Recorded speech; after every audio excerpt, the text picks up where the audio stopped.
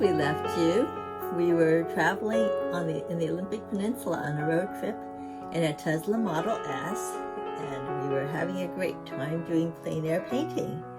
So this is a continuation of this trip from Rialto Beach near Forks, Washington. We're going to head out to Neah Bay and Cape Flattery, which is like the end of the world, and it will be really gorgeous and relaxing.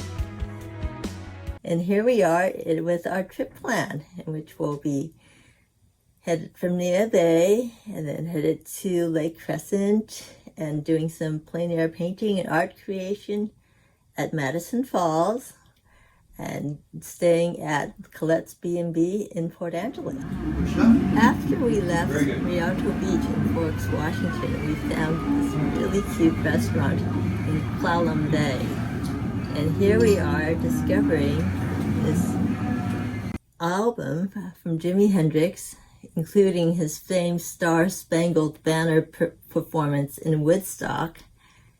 And we're playing it on a vinyl, or actually the vinyl album on one of those traditional phonograph players.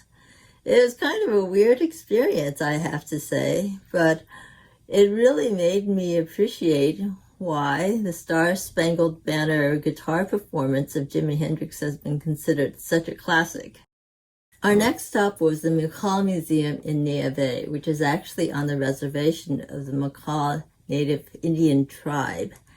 And this was actually a gorgeous facility with a lot of discoveries and also some relics from when the Japanese in the 1800s would find themselves frequently stranded in Neah Bay, or what is now known as Neah Bay, and where they were actually befriended by the native Indian tribes.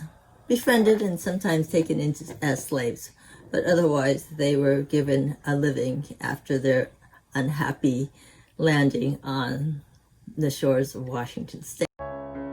Then we were off to Neah Bay and Cape Flattery, and Cape Flattery has this great lookout.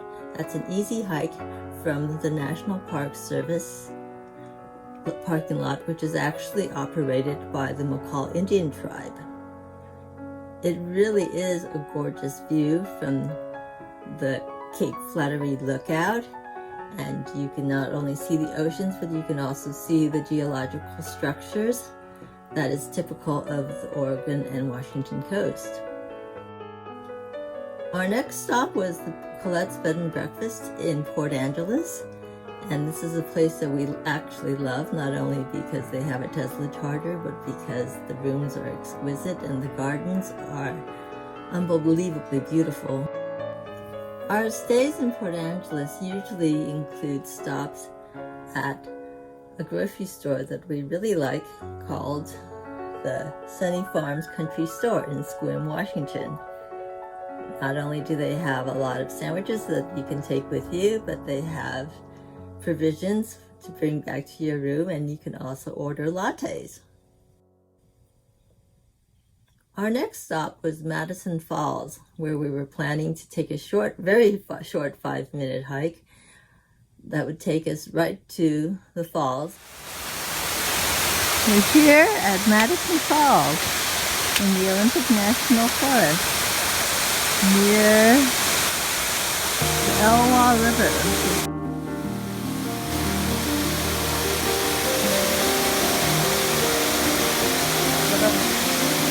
That's kind of cool. Everybody thought they were drones at Madison Falls.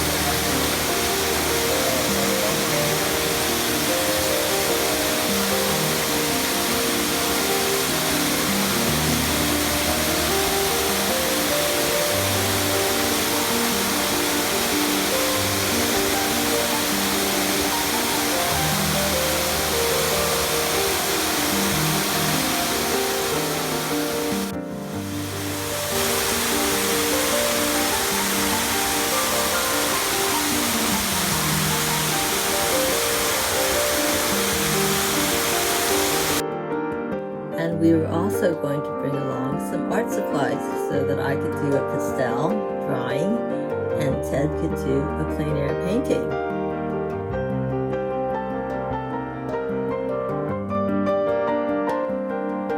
to tell you a little bit about this toilet tech restroom facility that was operated by the National Park Service, and it looked like it had been installed recently.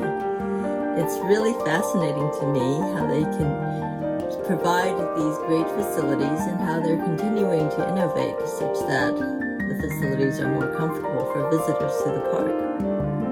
And here we are at the Elwha River, which was really interesting because that is actually the site of the most recent removal of the Elwha River Dam and also the Giles Canyon Dam. This is really significant because since 1913, when the dams were built without fish passage facilities, the lower reach of the Elwha River was blocked and stagnant, and it reduced the salmon runs and other wild fish runs.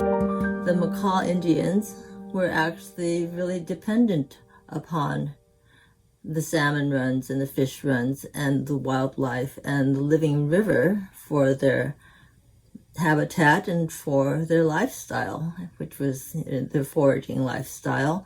And so since the construction of the dams, their native lifestyle was severely hindered. It's really interesting to hear about this history, and I really want to point out a site that I found, which is written by Pat Neal, who's a writer and fishing guide in Port Angeles, and it provides the most detailed history about America, settlers in the Oregon and Washington area, and also their history with the Native American Indians, and also a history of the activities of other countries, Japan, Spain, England, who are also trying to bring some economic activity, quote unquote, to what was then the unsettled and wild lands of the Pacific Northwest.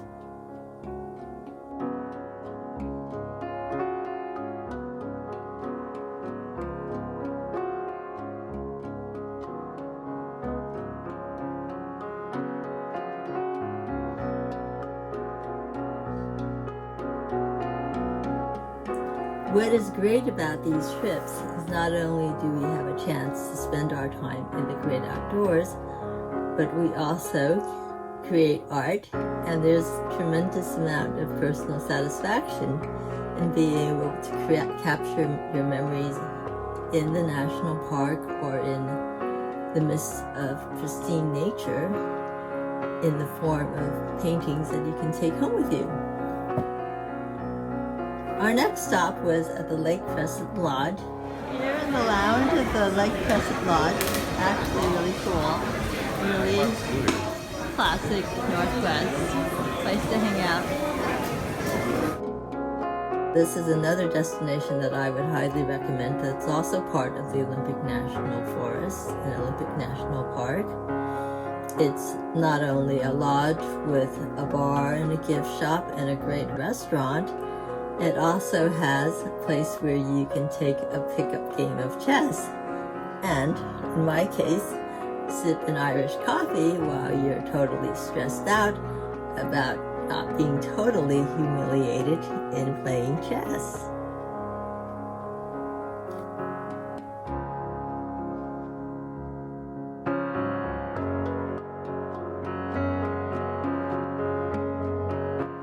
Amazing day here at Purple Haze in Sequim, Washington. And guess what? I got my painting done! Hooray! Hooray! Hooray! After scouting out several locations for a possible plein-air painting day in Sequim, Washington, we settled upon the Purple Haze Lavender Farm in Sequim. And we not only checked out their incredibly interesting gift shop and had some lavender ice cream, but we also asked the proprietors of the Purple Haze Lavender Farm if it would be okay if we could use their lawn to set up our plein-air painting equipment and spend a day doing plein-air painting together. And this is actually something that they said was okay. So we brought our stuff, set up our easels, unpacked our painting supplies, laid out our ground cloths to protect the area, and we made really sure not to in any way splatter paint or damage the beautiful facilities at the Purple Haze Lavender Farm. There's a period when I'm painting when I feel that the painting is absolutely not going anywhere. I feel a certain amount of freedom in applying the paintbrushes and the paint strokes and colors, but it just seems not particularly inspired. And then there comes a point where it seems to come all together at about an hour, 2 hours. So it's a great sense of satisfaction to get to that point. After that, we were back at Colette's Bed and Breakfast, where we had the pleasure of displaying our paintings, and also we enjoyed the beautiful and delicious breakfast at Colette's.